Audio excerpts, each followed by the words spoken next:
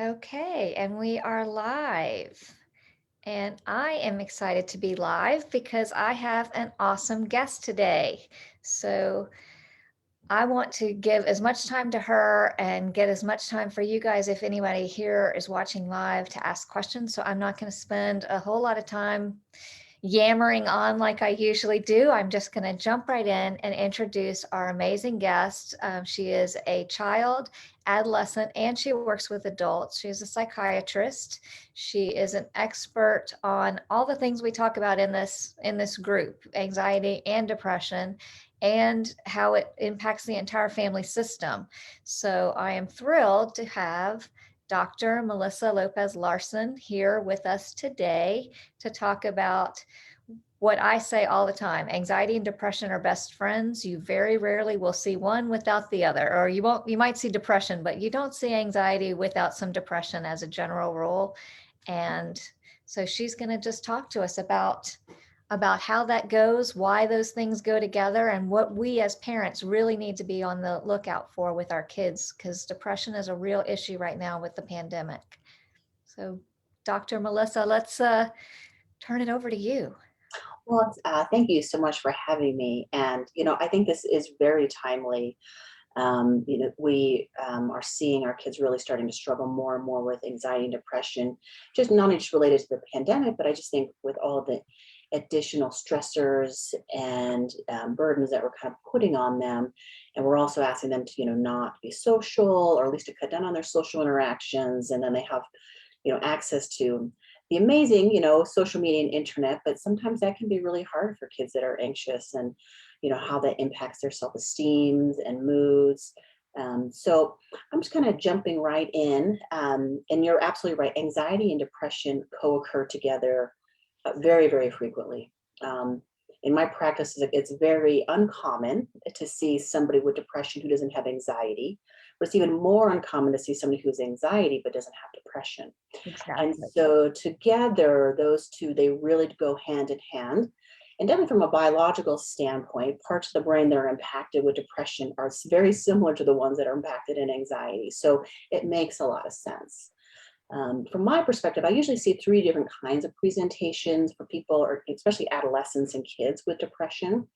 Mhm. The first one is that it's almost like an anxious depression where they occur together, they come and go together. So when they're depressed, they're also anxious, and when the depression goes away, their anxiety goes away. There's another presentation that I see, and actually is probably the most common, especially in adolescents, is they kind of have this long history of minor anxieties that build through childhood and adolescence, and then wham, here comes puberty, Yeah. here comes the social stressors, and the next thing you know, some of these kids then start exhibiting some depressive symptoms.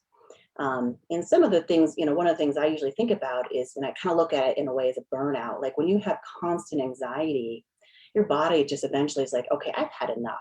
Like, I'm going to shut down. I'm going to isolate. I'm not going to engage because I can't take this anxiety anymore. And then I see a lot more kind of depressive symptoms. Sometimes, and also those kids will also, you'll notice their anxiety actually gets better, but then the depression really sets in. Yes. Yeah. Yes, that's the one I see most often is the anxiety spikes in puberty. They withdraw because they feel so anxious. Then they have all the FOMO and the social media, and they become really depressed and they want to engage, but the anxiety is holding them back from engaging. And so that constant push pull of I want to be in, but it makes me anxious, they get depressed. And they also, and their friends kind of get on to them, and their friends think, or in their mind, my friends think I'm weird, my friends don't understand, and that also builds that depressive episode. Yes. Exactly, exactly. So that is definitely the one I see the most often in teens for sure. Mhm. And then there's a third kind of presentation I typically see in adults when people have clear-cut anxiety issues, and then they have clear-cut depression, and they're both separate, and they don't work hand in hand. And I typically, like I said, see that more in adults. I'm not sure why that is, but definitely for teens, it's really that hormonal surge. They're tired of being anxious. They feel hopeless. They're like, I can't live my life like this forever. Am I ever going to get better? And then, with all the peer pressure and academic pressures and they just kind of just pull back and go into kind of isolation, you know, I don't want to talk to anybody mode. Right, right. And so I see we've got Glenn and Carly Ann are both watching right now with us. So I just want to encourage if either of you have any comments or questions, I am reading. If you see me looking weird off to the side, that's what I'm doing. I'm reading on my phone. So I won't miss any questions for Dr. Melissa while we're all together. So if you have questions, please share them. But when, as parents, what should we be watching for? Because as you said, it is a common thing, and it's tricky with our teenagers in particular, because there's that gray area with teenagers, some slamming of doors and going into their room. Excuse me. We expect it, right? Right, right. One of the things I tell parents is look for any dramatic, or we say drastic changes. So if your teen is always kind of one of a door slammer at baseline, and then all of a sudden, they're slamming it more often, or they're getting into more kind of rage attacks, or they're being much more they're talking back, or, so anything that's kind of outside of their normal teenage behaviors, that's something to worry about. Obviously, when they're isolating in the room and they're only coming out maybe for dinner, when you pry them out, and every time you go into the room, they're always either on a computer or watching social media, and you don't even see them connected to others. I mean, that's usually a warning sign that parents should look out for. Um, one of the bigger ones for me is when they start giving up the activities that they used to enjoy. So the person who's a soccer star, all of a sudden, like, I'm quitting soccer. Or the person who used to love art just doesn't want to do any more artwork, and really just kind of puts that to the wayside. Another big warning sign is no longer wanting to hang out with their friends anymore. So, because usually this is one of the last things. Most times, even kids were really depressed, they'll always want to hang out with their friends. They get a lot of support from their friends. A lot of times their friends have also kind of going through some similar stressors, and so they can really kind of talk through some of those things. But when teens and kids don't want to hang out with their friends anymore, that is usually a pretty big warning sign. But it doesn't necessarily have to be depression. It could be a warning sign of maybe bullying, or just, kind of the social dynamics that happen, especially in teenage years, especially sometimes with teenage girls. That social piece can be pretty tricky to navigate. Um, Obviously, anytime a child or teen talks about not wanting to be alive anymore, or starts engaging in self-harm behaviors, definitely pay attention, acknowledge what they're doing, and definitely look into additional treatments or support for them. Um, so I think, I mean, those are the main ones. I mean, there's a lot of others, like, sleeping too much or sleeping too little, Right. changes in appetite. Um, Big changes in school performance. Yeah. I always say changes of any kind. Anytime you see big changes, right, pay attention. But exactly. I do think we're dealing with a really tricky situation with the pandemic because, and I'm speaking as a parent of two teenagers, my teens have done both. We've been at school, they've been at home. And when they're at home, Mhm. doing virtual school, Right. they do stay in their room all day. they are, they do barely. We are prying them out for dinner, Mhm. and all they're doing is staying on their computers and doing social media and doing their class, and they aren't seeing their friends because they aren't allowed to. Right. And so that is such a fine line, I think. And I want you to give us your expert advice. I'm speaking as a mom. As a mom, my experience was I was sort of watching for their mood in that case. It was really, is their mood like angry?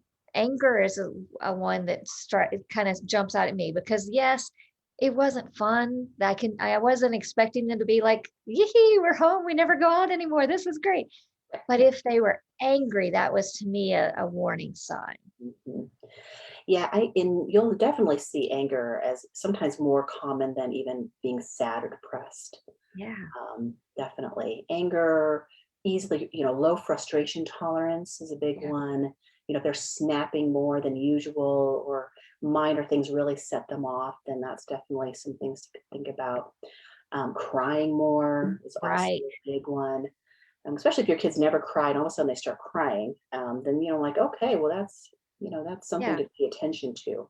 Exactly. That's it. And I should say that because some kids are, it's going to be the crying or it's going to be the anger, but extreme emotions, like these extreme emotions that almost don't fit with what's going on, like um, those are always kind of red flags for me Mhm. as a mom. And the other thing I tell parents is like use your gut. I mean, your kids so much better than everybody. I mean, you're the expert in your children. And if something just doesn't seem right, or they just seem like they're moping around, or even their facial expression seems like kind of like flat or dull, or they kind of seem like they're somewhere else sometimes, pay attention to that. Because if you feel like something's off, it probably is. I say the exact same thing. And because that is the question parents often have for me with my work is is this normal teen behavior or is this and the exact same behavior in a different kid at a different time can be normal and it can be a red flag. That it's very tricky, but it is truly what I always say the same thing. If you are having that gut feeling something's not right, that's Mhm. why you're calling me a lot of times. You didn't place this phone call the last time they had a tantrum. Now you're like, something about this one is striking me as weird. Mhm. I'd go with that. And Yeah. yeah. Mhm. So if they notice, if they think, if they are having that, I think there might be something here. If they're listening to us right now and saying, um, yeah, this makes me think maybe something's going on with my teenager. What do you recommend? It depends. Some teens are more willing to talk with you as a parent, and then there are some kids that want to have absolutely no conversation with you as a parent ever. That does get better, as you probably know. Uh, but I encourage, like, I would make sure that you guys do family dinners several times a week, where you get to see your child sit in front of them, kind of interact, engage with them to get a sense of where they're at. um, Sitting and watching a movie that maybe has some sadness or depression undertones or anxiety undertones, say, hey, what do you think about that? Do you ever feel that way? Or I really like car rides because you're sitting next to them, you're not like in their face, like, hey, are you okay? Are you okay? Right? You're kind of just Right. driving, you're sitting next to them, you're listening to maybe some good music, and they'll often get them to open up a lot more. And you could even, mention, hey, you just seem kind of off. I just wanted to check in with you and see how things are going. And for a lot of times, if you set the stage in a way that's that your children can be open with you, then they will be. Um, but the key piece is to keep them talking and really acknowledge what they're going through. It's like, one of the things I tell parents is just listen. Don't Mhm. try to fix it all the time necessarily. A lot of these kids can fix it themselves. They just want to vent. They just want someone to, hear what they're saying, acknowledge that their feelings are true and real. Mhm. And a lot of times they'll get through this on their own. Yes, and what, again, speaking as a mom who has been through some of this with my own kids, what the first instinct we tend to have as parents is they're in that moment. They're freaking out. They're sad. They're crying. They're angry. And we want to address it right then. We want to say, hey, this is something. I know that something's going on. What is going on? And let me just say that that's the worst thing to do. And I want Dr. Melissa can validate that. It doesn't work. I'm saying as a mom, and I think our psychiatrist will agree, it doesn't work. Right. It doesn't. It doesn't. Yeah. And I think, one of the reasons that sometimes it doesn't is when they see when, first of all, sometimes kids will feel not validated. They'll feel like you're just trying to jump in and save the day, which takes away their autonomy to kind of do it on their own. So they Yeah. think, well, maybe I can't do this. My mom or my dad is jumping in and trying to, figure these things out. It almost says that we don't have confidence in their ability to do this on their own. And for some kids, that is like a no-go. Right. Totally. Totally. And the other thing that is often true is if they are in that high emotional state, they're kind of in that fight, flight, or freeze mode anyway. And you're trying to have a logical conversation about what is happening. Why do you feel this way? When their brain is not processing that, their brain is all emotion. And Exactly. so it's so and that emotion is going to keep building in them the more you ask questions, so that they start, raging at you or telling you to get out, whatever, because their brain is so overwhelmed. And we think we're helping, but we're just creating more overwhelm with an overwhelmed kid in that moment. But the suggestion you just gave of the do it in the car, do it in the calm moment when you're just, let's go get some Canes is my go-to with my teenagers. They like Canes or Chick-fil-A. And Huh? while we're driving through the Canes drive through, say, hey, is everything all right? They tend to be food, and that conversation is gold in my book, because teenagers always want food. And they want good food. Well, good Well, in their their version of good food. yeah, yes, exactly. The stuff that we don't make or feed them as a general rule is the trick with teenagers. That's absolutely true. Yeah. Well, let me look down here. I'm seeing Glenn has shared a lot about his own. He's a retired high school counselor who's talked about his own depressive incidents, and that he totally agrees and understands. He also mentions that a low frustration tolerance, that's Mhm. another red flag. Totally have Mhm. seen it. Um, and Sally says that people always ask, are you okay? And that is that's another one that, again, as my own kids, they are not a fan of that question. And it doesn't really get us to a point where, it just makes them angry, really. Mm, it does. Well, that's why I sometimes lead with when, I kind of notice that you're seeming a little down. Do you want to talk about it? Or you seem really stressed out right now. And I could be, you could even, it could be wrong, but you're saying it seems like, so that you're Yes, giving him an out in a way, but you're not saying for sure, okay, what's happening? I know something's going on. What are you doing? Because it almost seems like we're interrogating them. Um, totally. and they just want to kind of have a real conversation with you about it sometimes. And sometimes it's not the right time. And I will say that that little phrase that you just used, I could be wrong, Mhm. is like the golden phrase with children and teenagers in particular, Yeah, because it allows them space to say you are wrong. And they need to be able to say that. right. Exactly. Exactly. Yeah, I love that. Love it. Um, so Sally says, do you have classes or groups or anything like that you would Yeah. recommend? Or Mhm. Well, first of all, I mean, as you know, I mean, depression and anxiety in kids and adolescents is like multifactorial. There could be so many things going on, yes, externally, internally, hormonally, developmentally. Their brains are still growing and changing. I mean, you know, socially, all of it. it's Yes. all of it. It's kind of like this perfect storm, and it's not actually surprising that a lot of teens and kids are struggling at times, Mhm. but it doesn't necessarily mean that they have to go in and get tons and tons of interventions and treatment. And sometimes the small things, the little things, teaching them some skills is really good. Um, Absolutely.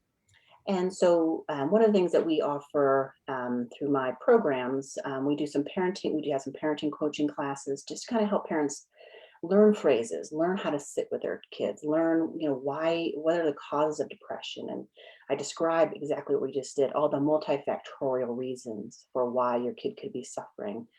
And then, we have a couple groups for teens to help empower them and support them, and kind of a way teach them how to take some of their difficulties and change them into strengths. And I think I've heard that from you before, and I think on all your podcasts is, we all have these traits, but a Mhm. lot of them can be a pain in the butt, but they also can be great. And so how do Right. we transition those perceived weaknesses into actual strengths? And Absolutely. anxiety is actually kind of nice to have sometimes, Yeah. because it really can, push you, propel you. Most people who are anxious are extraordinarily successful because they're driven. They got this excess energy that they got to do stuff with, and you just got to turn it into productivity, right? Yes, that is absolutely right. I mean, that is sort of my message about because anxiety is my thing, and these are the most compassionate people And Mhm. often they feel social anxiety because they have so much compassion, or they are, you're right, they are perfectionists, Yes. um, which when they can channel it into just doing a lot of great things, it's great. But we've got to get past this whole perfectionism Oh, that's yeah. wearing them out. So there are, yeah, lots of great things about anxious kids that we Mhm. just have to get them there to see that and get, and you're right, skills and tools. So if kids wanted to join your group, these are virtual groups at this point. Exactly. Yeah, they are. Awesome. Okay, so we will post that in the comments if people are looking for that kind of support. Mhm. I think that's really awesome. Yeah. And I think just to dovetail a little bit with the multifactorial nature, some of the other things that we've been doing and investigating and building our collaborative partnerships with are, nutritionists. Yeah. We put together like a 30-day meditation program for beginners. And we're always looking for other people who can, who are meditation experts to bring them in. We have an exercise expert. So we're always trying to figure out different ways to support our teens because sometimes it really could just be as easy as maybe you can do some breathing exercises or meditation for 15, 20 minutes a day. And then let's beef up your exercise. And sometimes that's all they need, whereas other Yeah. times, you might have to do a lot more, but not necessarily. And I particularly love working with the kids and teens is because they bounce back so amazingly if you do it Yeah. right. And you've really taught them the skills that they need to kind of sustain them for the rest of their life and build resilience. And so Exactly. to me, this Exactly. is like That the perfect age.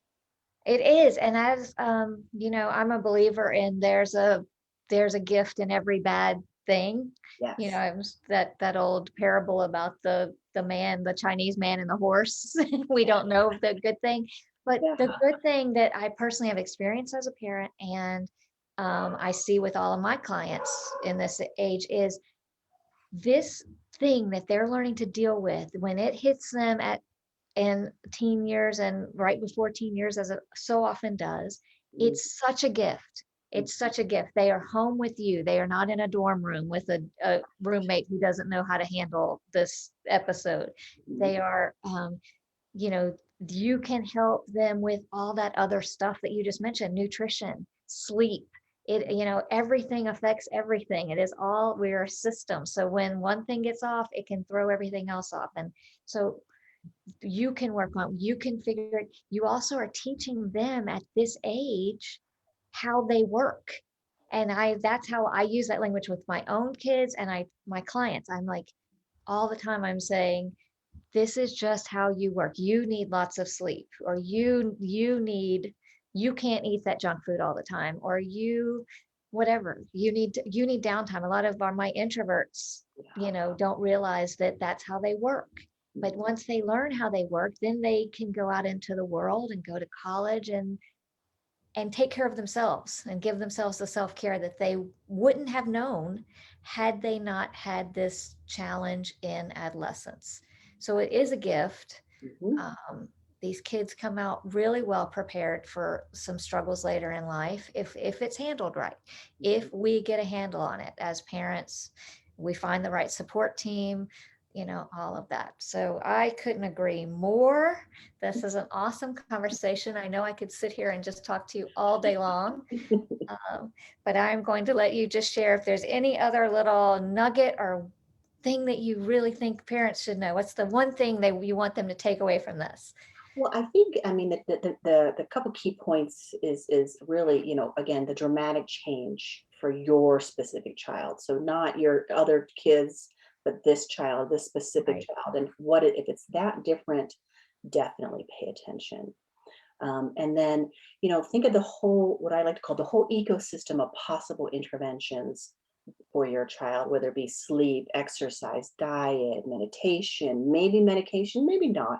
But really look at what your child could possibly need and then talk to them about what they want. Sometimes, I mean, I'll talk to teens. I'm like, okay, we're going to do some meditation. They're like, no. I'm like, Absolutely. okay, well, let's try something different then. And so we have to be open to what they want to do. And then I say, well, what do you think?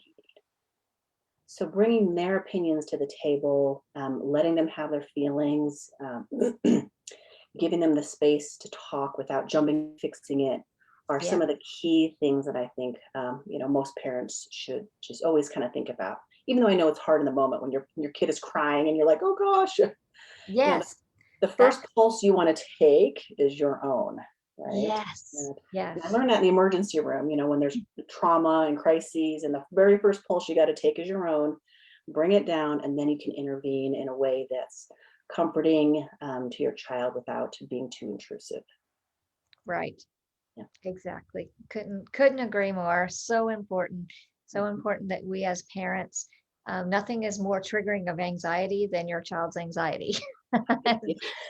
So That's right. it is so important that we learn how to get a handle on that because an anxious parent can't help an anxious child. They really can't. And Right. again, speaking from personal experience. Yeah. So Yeah. that is so, so important and so important to realize that because we then rationalize after the fact to say Mhm. like, oh, I'm just trying to help, but without stopping and saying, I'm feeling all this stuff. I need to get calm so then I Exactly. don't need to. Yeah. Yeah. That's great advice. This has been so, so awesome. Like I said, I'm going to post some links in the comments for Okay. everyone who watches this that's looking to learn more about Dr. Melissa. She has one book, which please tell us the name of your book. So I'm going to look it up because I always it's a long one. So the first book that it's already out and published, and if you go to my website, you can download for free. And it's called My Child's Not Depressed Anymore, Yeah. Treatment Strategies that will launch your college student to academic and personal success. So this information is a little bit more for kind of older teens and young adults, because I had a very large influx of kids going to college and then struggling that first or second year and coming back. And my goal with this book is really to try to help the parents know how to manage that and support their teens and young adults. Mhm. And then this next book, which I'm currently writing and in the process of, and it's been so much fun, is called The Confident Parent, a recipe of hope for struggling kids and striving parents. And this is more of a book for all parents of all ages. And so I really kind of walk people through different issues that pop up at different ages and then how to think about the whole ecosystem of treatment for them. Awesome. Awesome. So we will definitely be keeping an eye out for that second book. It is coming. And for those of you with the older kids or are thinking about that, that's a great, her first resource, as she said, is downloadable on her website. So we'll link to that. You'll have her information. If you have questions and you watch this later, as I know a lot of you will, just please put your questions in the chat and Dr. Melissa can come back and we'll comment and answer. So Yeah, I definitely will. So let me know what questions you have. yeah. Well, thank you so much for doing this. I mean, this was, like I said, it's so timely. It's so important. These are the questions I have as a mother, as well as the questions I know so many others have. So Yeah. we want to get this out there. It's great. Well, thank you so much for having me. I really appreciate that. Well, thank you. I'm going to say goodbye to everyone till next week. And